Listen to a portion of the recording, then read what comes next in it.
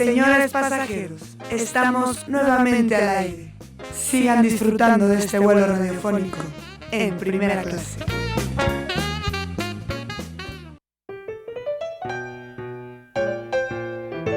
La entrevista de primera clase.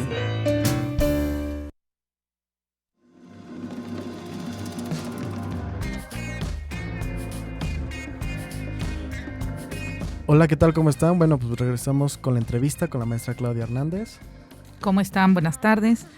Quiero mandar unos saludos antes de comenzar la entrevista a mis alumnos de las materias Operación de Hospedaje, División Cuartos, Revenue Manager, Prácticas 1, Proyecto Emprendedor y Habilidades de Liderazgo. ¿Nada más? Que estoy segura que nos están escuchando. ¿Cuántas materias dijiste, maestra Claudia? Dije 6, ¿tú crees? Ay, caray, te tenemos un poquito saturada, ¿no? 6 materias. De hecho, estoy topada, no puedo dar más. Exacto. Así es.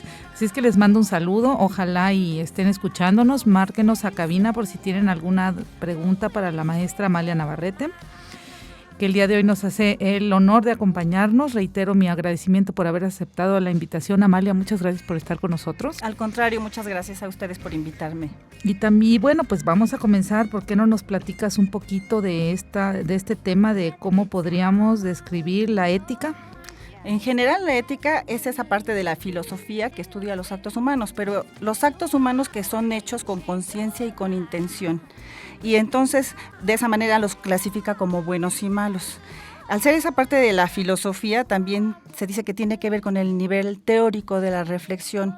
Y la moral, en cambio, tiene que ver con el nivel práctico de la acción. Por eso se utilizan muchas veces indistintamente las palabras como ética o moral. Sin embargo, la razón principal es que tienen raíces gramaticales similares. Por ejemplo, la ética viene de las raíces grecolatinas ethos, que significa uso, costumbre o carácter, y la moral viene de las raíces latinas mor moris, que significan costumbre. Por eso, al compartir esas raíces gramaticales, se llegan a utilizar de forma indistinta y, sin embargo, son diferentes. Una es teórica y otra es práctica. Qué interesante. La verdad es que es muy interesante y a mí me asombra mucho que tú estés impartiendo esta materia, porque a veces uno como hotelero piensa, aunque aplicas estos conceptos día a día, pero eso a veces uno se le va olvidando que pues es tiene toda una raíz, tiene toda una estructura, es parte de una conducta y pues es importante entenderla, ¿no? Me parece interesantísima tu materia, Amelia. La verdad sí es muy interesante y sobre todo es una oportunidad el que los alumnos tomen esta materia para poder formar juicio crítico, pero fundamentado con conocimientos reales y puedan aplicarlo sobre todo a la hora de tomar decisiones, que es lo que realmente buscamos con formación ética integral adicional a lo que es los estudios académicos, la preparación académica. Que por ese motivo ha de estar como materia obligatoria en el programa de las carreras de turismo.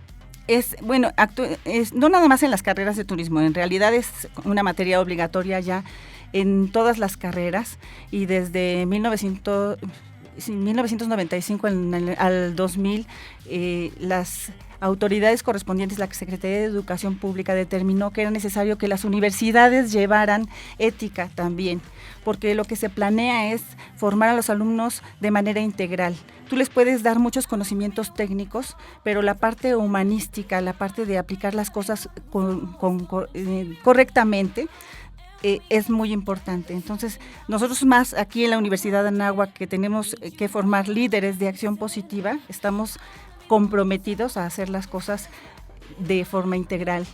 Que está padrísimo, porque cualquier profesionista debemos de estar muy conscientes de este tema y de tenerlo día a día presente para lograr hacer un mejor papel, ¿no? Definitivamente. Aparte también yo creo que es importante porque, o sea, tú como siendo jefe de tu empresa tienes que tratar bien a tus empleados y que tus empleados se sientan bien contigo cuando estés trabajando. Y a la vez, tú como persona, o sea, como sentirte bien por eso y no, o sea, sí, no maltratar. Es lo que platicamos en clase, ¿no, Rodrigo? En ocasiones que tuve oportunidad de tenerte también conmigo, decíamos que cuando tú estás feliz y estás a gusto en donde estás, entonces tú rindes definitivamente mejor. Si tú tienes la motivación necesaria y puedes cumplir con tus necesidades básicas, entonces como que escalas un poquito y buscas superarte en otras áreas. Cuando tú te sientes parte de la empresa, cuando tú te sientes que te puedes poner la camiseta, entonces tú buscas, te interesas por cumplir los objetivos de la empresa. No nada más vas al principio a conseguir lo que tú necesitas, sino que ya tienes otro tipo de motivaciones que te hacen sentirte parte, y es muy importante. Muy importante. Fíjate que estoy pensando yo que siempre me he desarrollado en la parte operativa, pues siempre se suscitan a lo mejor de repente que se te acumula el trabajo, la gente, los clientes, se llena el lugar donde estás, como se dice en la hotelería y en los restaurantes, te encamotas. Y entonces hay momentos en los que como un dirigente de un grupo de personas, pues sí llegas a tener cierta desesperación, porque pues todos los seres humanos tenemos diferentes características. Hay gente más rápida, hay gente más hábil, hay gente menos hábil. Y cuando ya estás ahí caliente en la operación, como se dice, a veces es importante contemplar este tipo de aspectos, ¿no? Porque igual y tú estás presionado, el de enfrente está presionado, y hasta en esos momentos hay que saber cómo conducirte, cómo dirigirte a la gente, cómo pedirle las cosas, que no es nada fácil. Sí, además, si tienes en mente que debes de manejar, por ejemplo, un enfoque personalista, si tú tienes en todo momento en mente que lo importante y el recurso más importante de la empresa es el personal, siempre vas a atender que independientemente de las situaciones que se presenten, tú vas a dar primero el lugar a lo que corresponde, que es la persona. Y en base a eso vas a tomar tus decisiones que no afecten, a lo mejor, porque la persona realizó una tarea de mala manera, etcétera. Tú vas a tener que tomar decisiones para darle un lugar, para a lo mejor quitarla de un momento embarazoso, por ejemplo, en un restaurante, cuando hay un enfrentamiento o hay una diferencia de opiniones porque tú serviste un platillo que crees que está muy bien y la persona no está de acuerdo. A lo mejor podrías tú entrar en alguna discusión, debe de haber alguien que llegue y que te rescate. Entonces, cuando estás trabajando en un equipo, sí tienes que encontrar el apoyo y tienes que saber tomar decisiones y rápidas para poder finalmente dar el servicio y reconocer qué es lo que importa. Claro, que ese es justamente lo que haces. Si tienes un prestador de servicio que está teniendo algún conflicto, lo que debes de hacer es desactivarlo del área y que entre otra persona para que, bueno, pues de alguna manera se calme un poco la situación, ¿no? Y de aquí radica mi siguiente pregunta, de cómo es que una profesión en el ramo del turismo dirige sus esfuerzos para ser ética y cómo se delimita en cuanto a las acciones que debe o no debe realizar. Bueno, en general, todas las profesiones se delimitan a través de códigos deontológicos que surgen de la deontología profesional. La deontología como tal quiere decir el tratado de lo debido, es deonto debido y tratado de lo debido.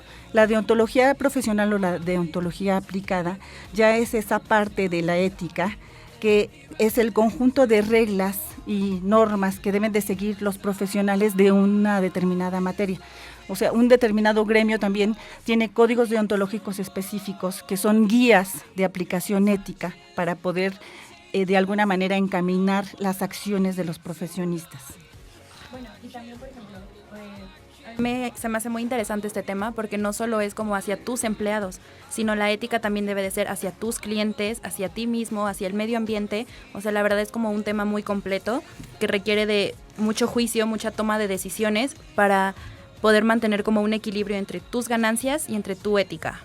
Sí, la verdad es que me parece muy interesante porque yo he vivido en algunos lugares donde he trabajado que el empleado le dice al patrón, ¿y esto por qué lo hacemos si no está bien hecho? Eso me encanta porque ya la gente se preocupa, tiene un poco más de conciencia por tratar de hacer las cosas como debe de ser, y eso deberíamos de aplicarlo todos en todos los aspectos y decirlo a quien se lo tengamos que decir, porque a veces hasta te apena un poco, ¿no? Que te esté diciendo tu trabajador, oye, ¿por qué estás haciendo esto que no es correcto? Me parece que es como lección de conducta, ¿no? Claro, además, bueno, cuando los trabajadores conocen los códigos éticos que se manejan en sus empresas, que sucede muchas veces que no los conocen, entonces ellos tienen un arma, digamos en ese caso que tú mencionas, para más directamente acercarse con ellos y decir y reclamar, ¿no? Y protestar. Y entonces ya no es nada más porque yo me enfrento a ti como un empleado tuyo, y tú eres la autoridad, sino porque hay algo establecido en la empresa que debemos de seguir y hay que tratar de ser coherentes. El chiste es que estos códigos realmente se den a conocer, que por otro lado no tienen el carácter de coercitivo, o sea, no se imponen por la fuerza ni son, digamos, regulatorios legalmente, son de carácter moral, pero sí de alguna forma se reglamentan en base a un marco moral y también consideran el marco jurídico que sea aplicable. Entonces, sí tienen un fundamento, pero debe de ser analizado por las máximas autoridades de las empresas, que son los que desarrollan los códigos, o las máximas autoridades de una profesión o de un gremio, para desarrollar los códigos de tal manera que se limite la actividad profesional a ser responsable con esa misma profesión o con esa misma empresa. Que me parece muy interesante. Yo siempre he creído que tiene mucho valor la gente que te dice que no está bien algo, ¿no? Claro. Es gente con mucho valor que tiene... Que se necesita. La mayor parte de la gente se queda callada, ¿estás de acuerdo? Sí. Prefieren callarse para no meterse en problemas y eso no debe de ser. Yo siempre... que hablamos de un tema de este estilo, yo siempre digo, hay que defendernos, hay que expresar nuestra opinión, hay que tratar de ser un tanto respetuosos en nuestro juicio, pero si hay que decírselo a alguien, pues hay que decírselo, porque finalmente te va conduciendo a ser un poco más ético, a funcionar de una forma más recta, ¿no? Claro, definitivamente. ¿Y cómo surge la idea de agregarlo al programa de las carreras de la Escuela de Turismo, Amalia?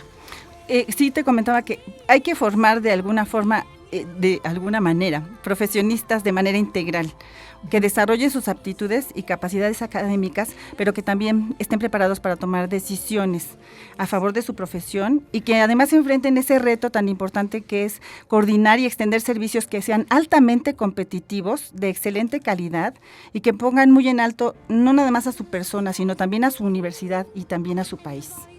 ¿Y qué temas están directamente relacionados con la ética en las empresas turísticas y que se abordan en tus clases? Hay algunos que son, digamos, en las empresas turísticas específicamente, y podemos hablar de, por ejemplo, el Código Ético Mundial del Turismo. Entonces ahí podríamos decir que hay algunas responsabilidades compartidas que también otras empresas tienen. Aquí muy específicamente hablaríamos de la confidencialidad de datos, de la protección social a los trabajadores, el respeto a la diversidad, el respeto a las leyes y costumbres, la protección a los turistas y visitantes también, así como sus bienes, la igualdad entre hombres y mujeres, el respeto al medio ambiente.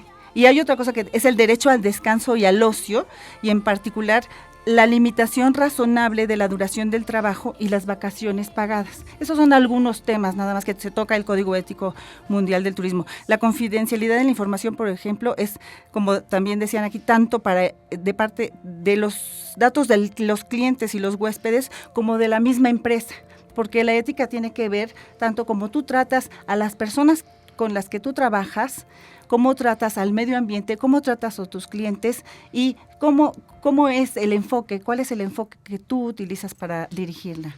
Y eso del derecho al descanso y al ocio, que me parece maravilloso, porque gracias a eso, pues, todos sabemos, la actividad turística ha crecido gracias bastante, a que eso se da en la Segunda Guerra Mundial, empiezan a ver la Ley Federal del Trabajo, la gente que puede ir de vacaciones, la prima vacacional, todo eso es lo que da origen a nuestra actividad laboral, y eso me parece que es algo, pues claro, que está súper engranado, va muy de la mano y es muy importante. La verdad me parece muy interesante todo esto que estás hablando, porque lo estoy correlacionando y por supuesto que tiene todo que ver, ¿no? Y sobre todo cuando tú te das cuenta que la actividad turística en México es la que representa el tercer lugar en captación de divisas después de lo que es el petróleo y las remesas de los emigrantes. Entonces, bueno, es indiscutible la importancia de la actividad turística en México.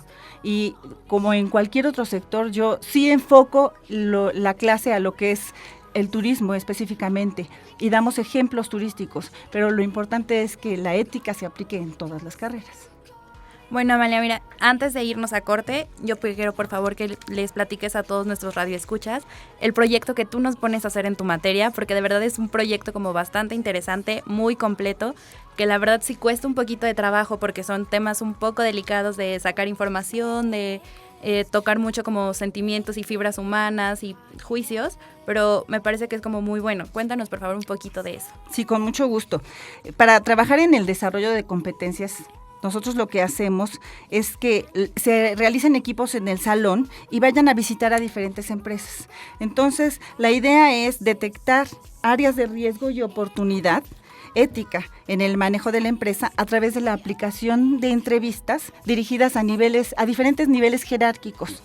De esa manera tú puedes encontrar información representativa y tienes que dirigir preguntas, como yo les decía, hagan preguntas muy inteligentes y asertivas, porque no tienes que ofender a la gente y además la gente que te da el tiempo para que tú investigues sobre su trabajo es muy delicado. Hay preguntas que puedes hacer y hay preguntas que no puedes hacer. Por eso nosotros compartimos en grupo y presentan ellos en equipo algunas ideas de las preguntas que quieren hacer para ir detectando datos que les den la pauta para ver si están en riesgo o hay algunas oportunidades, que quiere decir si se están manejando bien las cosas, y nosotros podamos dar una aportación con lo que vamos aprendiendo en clase. Qué bien, eso está muy padre, está muy aplicable.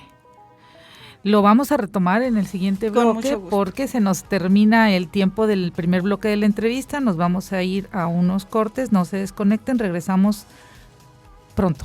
Soy Claudia Hernández.